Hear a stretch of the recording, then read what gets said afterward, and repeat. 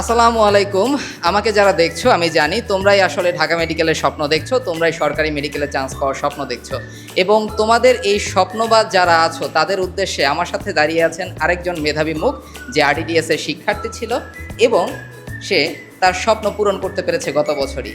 তো আপুর মুখ থেকে আমরা শুনবো তার মেডিকেল জার্নির গল্প এবং তার মুখ থেকে দুইটা গাইডলাইন শুনবো যেগুলো তোমাদের অবশ্যই ফলো করা উচিত। আপু, তোমার নাম কি? তুমি কোন মেডিকেল কলেজে আছো? আসসালামু আলাইকুম, আমার নাম শ্রাবন্তী জাহান বিনতি। আমি এবছরে শেরেবাংলা মেডিকেল কলেজে চান্স পেয়েছি জাতীয় মেধায় 2231তম হয়ে।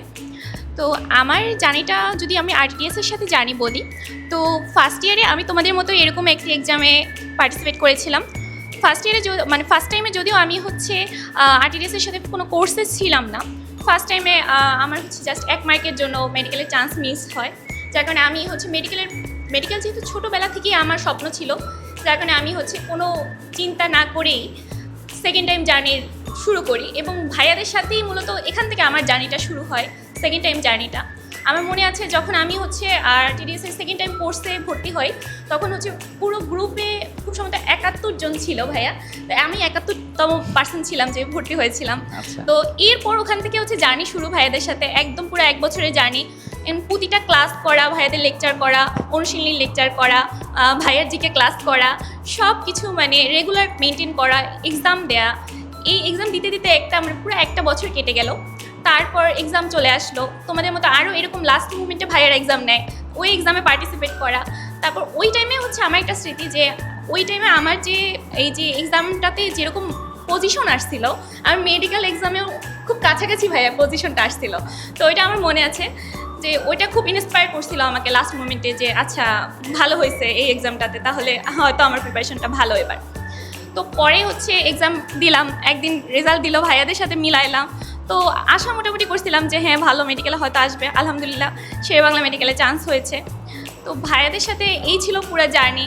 এরপর সেলিব্রেশনে পার্টিসিপেট করা, সব কিছু মিলে ওভারঅল ভাইয়াদের সাথে জার্নিটা খুবই সুন্দর ছিল। আর ক্লাসের কথা যদি বলি, আমি কার কথা বলবো আসলে আমার মানে বুঝতে পারতেছি না ঠিক। ভাইয়াদের প্রতিটা লেকচার এত সুন্দরভাবে ডিটেলভাবে করানো হয়েছে। আমি মানে সাদি ভাইয়ার কথা যদি বলি, জিকে ক্লাস, তারপর রিজবি ভাইয়া, তুরাব ভাইয়া, সবার এত ক্লাসগুলো এত সুন্দর ছিল, রাহাত ভাইয়ার ক্লাস। তারপর আমি সেকেন্ড টাইমের বস সফল ভাইয়ার কথা যদি না বলি তাহলে একদমই ভুল হয়ে যাবে। আর যদি হচ্ছে আমরা অনুশীলনীর কথা বলি, অনুশীলনী ক্লাসগুলো খুব ছোট ছিল, যার কারণে হচ্ছে অধ্যায়ের সাথে সাথে করে ফেলেছিলাম। তারপর হচ্ছে যে আমাদের ছোট ছোট যে ক্লাসগুলো হয়েছিল এক্সট্রা ইনফোর উপর, ওইগুলো খুব হেল্পফুল ছিল আসলে। মানে ওভারঅল আমার জার্নিটা আসলে আরটিডিএসের সাথে খুবই স্মুথ ছিল।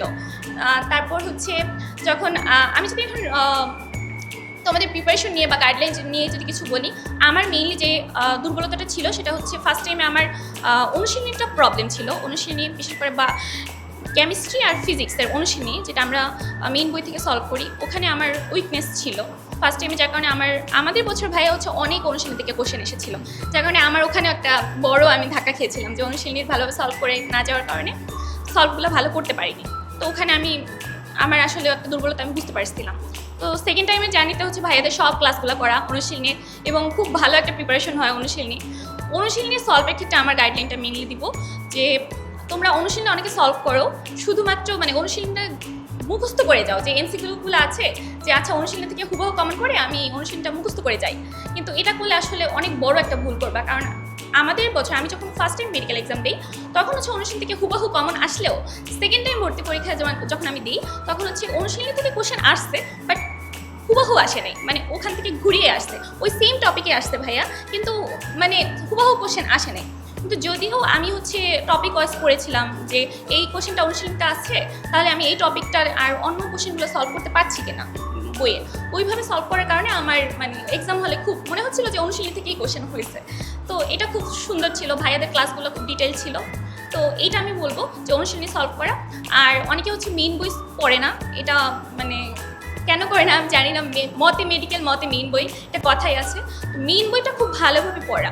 অনেকে হচ্ছে দেখা যায় যে আমাদের যে এক্সট্রা বইগুলো থাকে সেগুলোকে মেইন ফোকাস করে ভাইয়া, অবশ্যই এক্সট্রা বইগুলো আমাদের জন্য অনেক হেল্পফুল, কিন্তু আগে মেইন বইটাকে ফোকাস করা, তারপর হচ্ছে এক্সট্রা বইগুলো থেকে আমাদের এক্সট্রা ইনফোগুলো পড়া বা আমাদের প্র্যাকটিস করা, সেগুলোতে ফোকাস করা উচিত বলে আমি।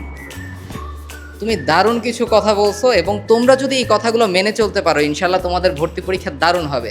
দুর্দান্ত একটা ভর্তি পরীক্ষা তোমরা দিতে পারবা। এবং সত্যি কথা বলতে তোমরা তোমাদের স্বপ্ন থেকে খুব বেশি একটা দূরে নেই, 90 দিন পরেই তোমাদের পরীক্ষা হবে এবং তোমরা সেই পরীক্ষা যেন খুব ভালো মতো দিতে পারো সেজন্য আমাদের সবার পক্ষ থেকে তোমাদের জন্য শুভকামনা থাকবে।